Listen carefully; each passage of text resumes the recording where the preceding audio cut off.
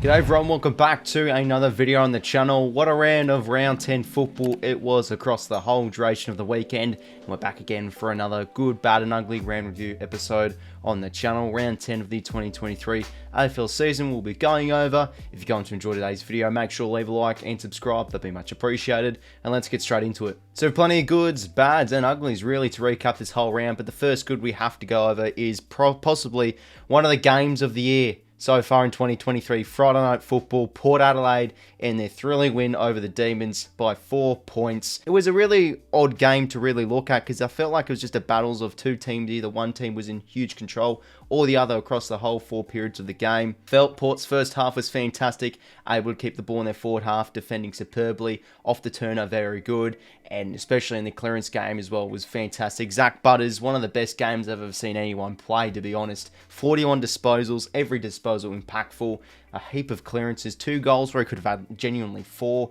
was just brilliant. Demons were able to get some ground in that third term. I think they kicked 5 goals in a row and they started to really build onto something. They hit the lead, but Port's just resilience got back to that game. 𝐻𝐿𝐼 with the winner, and they were just able to hold out the Demons. And honestly, a thriller. It was wet conditions, but it was so classy ball movements, classy skills as well. 2 top quality teams. I think both these teams, especially the Demons, will definitely up there at the end of the home way season. But yeah, Port Adelaide are really starting to get a grip on the competition now. I just think in every aspect of the game, they're very balanced. Butters and 𝐻𝐿𝐼, the dynamic midfielders in there. Thought Horne-Francis, he's just having some really good games as of late. Scott Lycett, his best game in a while, competed really well against Gawn and Grundy. And remember, Port are doing this with a makeshift forward line. No Fantasia, no Rioli, no Marshall, no Dixon. You have plays down there like Jeremy Finlayson, who's been insane, honestly, this year, playing his part really well. 𝐵𝐴, very underrated. Ollie Lord did really well, played his job. Burn Jones is a pressure forward. They're getting things working. Team with high chemistry. They're getting results.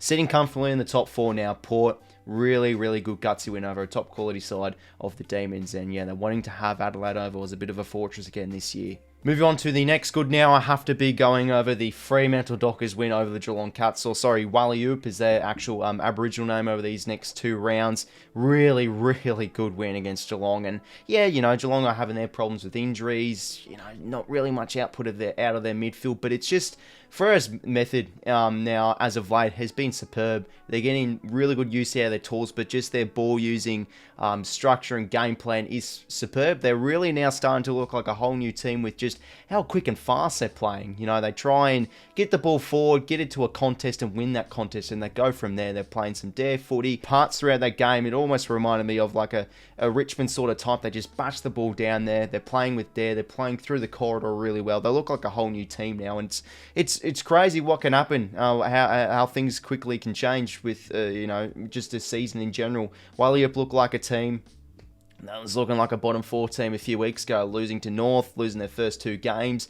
But now they've really started to pick it up. They've got some really good scalps. They're 3 on the trot now. A few of their forwards have been in really good form as of late as well. Lachie Schultz, another really good game. Jai Miss on the end of a few goals. But it's just, in general, just how they are working that football. I said a few weeks ago on one of these videos that Freo definitely have the talent to be a finals team. They've just got to really get their game plan working and find some consistency. They're doing it at the moment, loving the way they are playing that football. That dare footy, and they've got some really good foot skills players on that side. Hayden Young and, you know, Jordan Clark with that rebound and pressure ability too. Great win against Geelong, which is very hard to do. And yeah, now they move into 3 in a row, and they're starting to really build with some momentum heading into the second half of the season. And for the final good of the game, another insane game, and it has to be giving credit to the Essendon Bombers finally breaking the drought and beating the Richmond Tigers in a dream time through. It's been a long time since they've last been able to do that, and it was a very gutsy win from the Bombers to snatch that win from the jaws of defeat almost. Again, it was sort of like Richmond kicking Richmond again, you know, pretty bad with a few bits of their inefficiency and etc. But the amount of times that Richmond gained leverage on the game, they were 3 goals up with a few minutes to go or late in that 4th term. They go on to kick the last 2 of the game thanks to a huge 4th term from Sam Durham, kicking 2 goals in that final term and kicking the winner as well. It's always been a respectable aspect of this season so far, the Bombers. They're really showing some good grit and competitiveness. They're not giving in. I think they're mentally now a lot better side from last year, and you're having performances like Zach Merritt, his chase down tackle on, I think, Dustin Martin late in that game. This reflects on how much Essendon really want to compete. And again, you know, their pressure around the football's been very good. Jordan Ridley was fantastic coming back into the game. Off halfback, they're really able to rebound well, the Bombers. And with the likes of Darcy Parish and Setterfield out of the team, we're starting to see some midfielders start to blossom out on that midfield a bit. Archie Perkins being thrown in there. Stringer, of course, a really good clutch game from him. Caldwell in that midfield, 31 disposals. I think Hobbs was there up there as well with a really good game. I really didn't know what to expect when heading into this game for the Bombers. Would have just been another one where the Bombers would just fall flat and Richmond run the rings around them, given how well they played last week with their brand coming back to fruition. But nah, the Bombers really, really good. Ripping win. And yeah, sort of just a hard-edged, ruthless win in the end. Very good in the fourth term to pick up an absolute beauty of a win. Moving on to the bad category now, and the first one I'm going to be going over is the Adelaide Crows. A really shameful display on the weekend against the Bulldogs, going down by over 5-6 sort of goals at Ballarat. It was a game heading into where I felt Adelaide could really snatch the game from them. They've been fantastic as of late. They've been playing with some excitable sort of brand of football, playing with a bit of dare. They've been very good down forward too. But yes, Taylor Walker and Phil Thorpe heading this game were big outs, but you feel like they'll be able to work around those key outs. But no, not much pressure in the midfield. Midfield got completely battered, really. Almost minus 30 in the contested possessions, minus 10 in the clearances. They weren't able to really get going. Dawson had very limited influence on the game. And with their forward half, they really struggled to get the ball down that end throughout periods of the game. Didn't really see much from their forwards. You know, Rankin bobbed up with a goal or two, but it was really an unlike Adelaide performance from what we've seen so far in 2023. Yes, I guess they're still a team that's starting to find their feet, you know, trying to improve this year. We're probably saying, hey, they're due for a bad performance, but yeah, I don't think this is going to be a loss that Adelaide fans will be able to hold their hat on and think, yeah, you know, a bit of a competitive loss. Certainly wasn't. Just a lack of head around the ball. I thought they avoided a lot of tackles as well. They just weren't able to really hold on to the game and just grab pressure and gain momentum from that. Forward half, just to shell themselves throughout that whole contest. But yeah, the Bulldogs too good, and they're starting to get a grasp on the season. But Adelaide, not good enough. Not a very competitive loss at all. For the next bad now, we'll move on to the Geelong Cats, and their pretty disappointing display against 𝐼𝐴 on the weekend, going down by pretty much a convincing margin, really. I just felt like they were never in the game, even though for periods, yeah, they grabbed a goal or two, but never able really to hit the front and, you know, sort of hit their straps in that sort of way. So pretty much dismantled from Fremantle, I guess you can say. Problems, again, no Guthrie, no Dangerfield. That just leaves voids in their midfield. You look at their disposal counts. Tanner Bruin, I thought he had a red hot crack. You know, had a goal in 19. But who else is in there? You know, Isaac Smith has some nice moments. I thought he had a decent game, but they just don't get enough output. Holmes is very quiet, only with the 13 touches. They were just really unable to gain control in the game. They had periods where they had some nice end-to-end movement, but for a full four-quarter performance, they just lacked a lot of spark in many areas. They struggled to win clearance. And just in the stoppages as well, they were pretty disappointing in that aspect as well. And the thing is, as I say again, I've said on the channel for a few times, when Hawkins and Jeremy Cameron are quiet and you don't have Dangerfield in the team, you feel like Geelong are going to be struggling to win the game of football. And that's certainly what did happen on Saturday afternoon. So yeah, it's a game to forget for the Geelong Cats on that one. But I just think they desperately need a Dangerfield or Guthrie back in there, because they just need a bit of leadership, I think, in that midfield. Sort of, that just galvanises that midfield and gives them the spark to win clearance and just bank off that. But you feel like Geelong will be okay. You know, I've got plenty of games at home and etc. So yeah, just a game to forget on the weekend for the Cats. And for the final bad now, I think a lot of people probably expecting someone like a Carlton to be the final team in this segment. Probably they should deserve to be in there. Carlton thought they weren't good at all, really, throughout many periods of that game. Game was over in quarter time by that one. But I'm going to be going with the Gold Coast Suns, because I thought they'll really be able to bring it up to the Lions heading into this game. And to be honest, up to three-quarter time, I thought they were actually quite good. You know, they were just hanging in there. They were pretty plucky. That fourth term and throughout stages that third term was so disappointing. Their defensive half is just so utterly inconsistent. You've got Ballard back there, who seems like a superstar, but just Brisbane's Lions forward half was way too good for the Suns, and just the marks inside 50, and every time it went in there from that second half onwards, it was just a goal. And this is the thing. I hate to see with the Suns, because I feel like they are a competitive enough team to have it crack for finals, but we just see inconsistencies within the whole time. They give up big scores, they give up big surges of momentum, of clearance, of inside 50s that translates into goals. And yeah, really disappointing game, because I had a decent watch of this one, and you know, you just had many moments when the ball went in their D50, weren't able to contain those tall forwards of 𝐓𝐡𝐞 and 𝐼𝙗𝙪. So yeah, look, honestly, I think the Lions are just a way more classy team than them.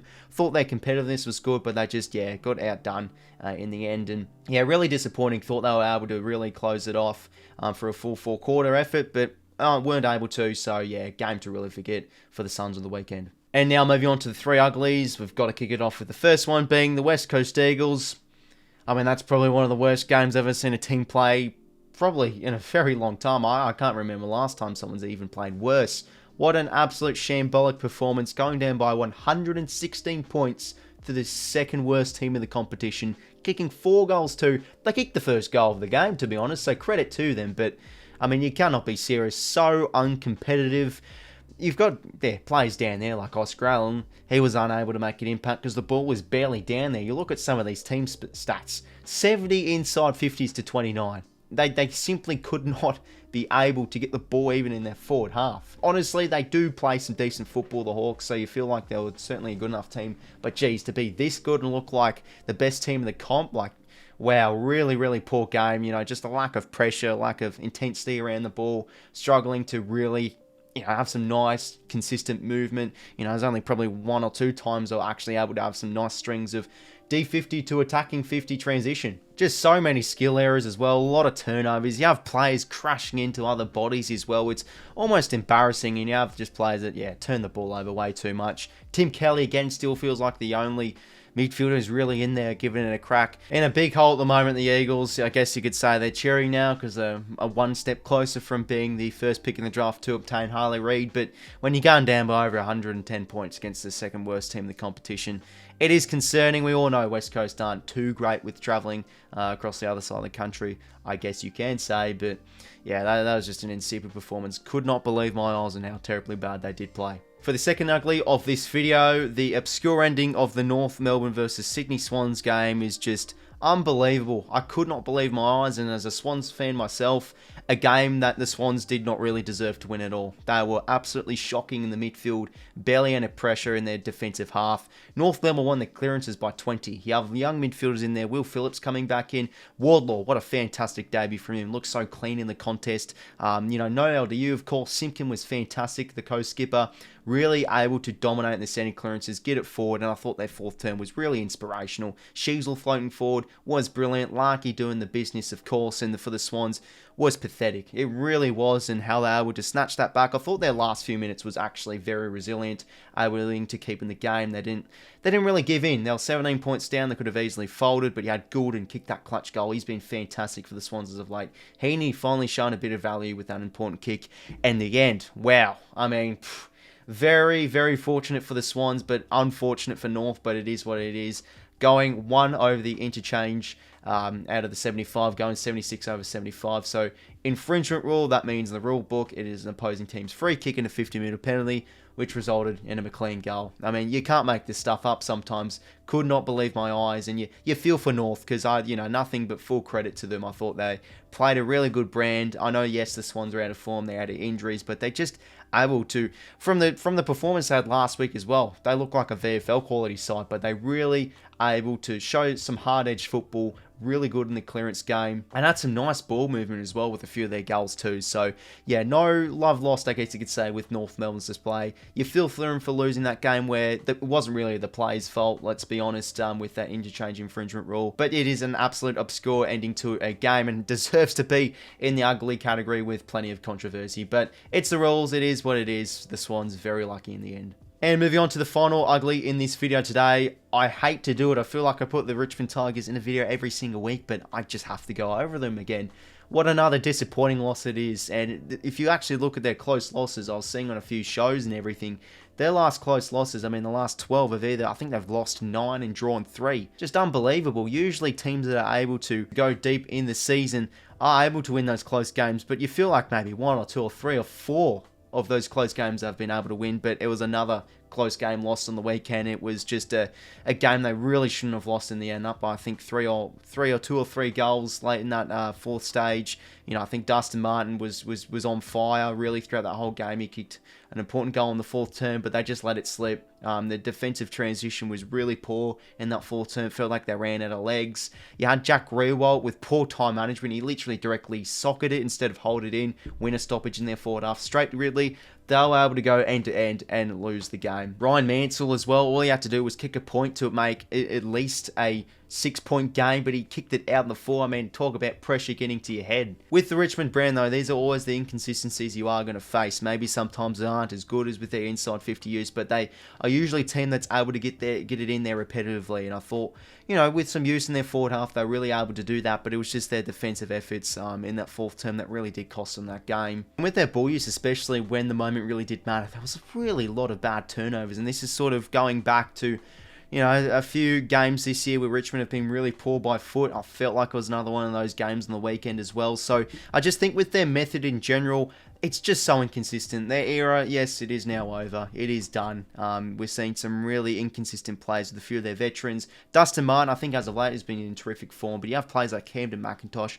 Thought he had a lot of turnovers. Dion Prestia had a really quiet game, and Dylan Grimes was unable to make a huge impact. So yeah, I feel like there were some good plays. Like Shea Bolton was brilliant. Dusty was great, but just with their method, very inconsistent. It's either winning them games quite convincingly against the Geelong Cats, but then you're just throwing games away. It was another close loss. Really disappointing ending for the Tigers in a game that they really shouldn't have lost in the end. But Bombers, really, really good from them. So there's two ways to think about that game, to be honest. But the Tigers, yeah, their season really started to slip away and probably is done. Who knows? So everyone, there was another episode of The Good, Bad and Ugly for round 10 of the 2023 AFL season. Really was a crazy round of football. A lot of highs, a lot of lows, a lot of close games, a lot of obscure endings. So make sure to leave your thoughts down in the comments below, as I do love to, get engaged in the comments and love to hear your fellas' thoughts. Once again, everyone, thank you very much for tuning into today's video. And until next time, I will talk to you later.